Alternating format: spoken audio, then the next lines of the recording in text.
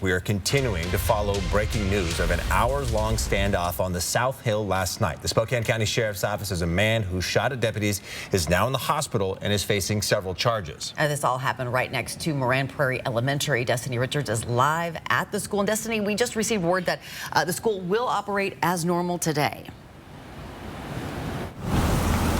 That's right. Moran Prairie families should have received an email from Spokane Public Schools early this morning saying law enforcement gave them the all clear to resume classes as normal today. But there will be extra support on campus for students, staff, and families who need help processing everything that happened yesterday. And if you're just waking up, getting the kids ready for school, just be aware that the standoff is over, but law enforcement are still at the scene investigating. That man is in the hospital and has multiple charges against him, 2 counts of second-degree assault as well as second-degree domestic violence and robbery. And let's give you a look at that scene yesterday. It started around 6:30 when neighbors reported hearing shots fired.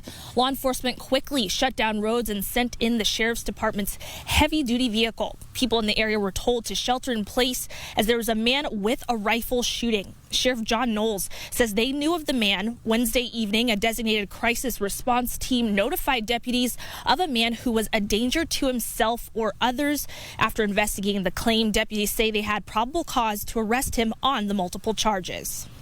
We had undercover and plainclothes deputies on the scene surveilling the residents to make sure that the subject did not do anything to endanger the neighbors or anyone other than himself at the time. Knowles says undercover officers watched him go to the Safeway on 57th and Regal, where he got into a confrontation, started threatening others, and was escorted out. Investigators followed him to his home, and gunfire was exchanged. Knowles said he doesn't know who fired first, the suspect or deputies. And after the standoff that locked down the neighborhood for several hours, Sheriff Knowles said the man came out of the house before 10 p.m. and 10 p.m. Thursday was taken to the hospital for medical care.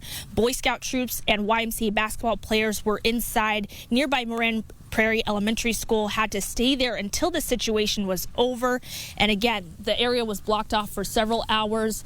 Now that the standoff is over, there's no threat to the public. Moran Prairie, again, will open as normal. Classes will resume as normal. But definitely a scary situation yesterday, and we'll have that reaction from neighbors who were in the area coming up later. I'll send it back to you guys in studio.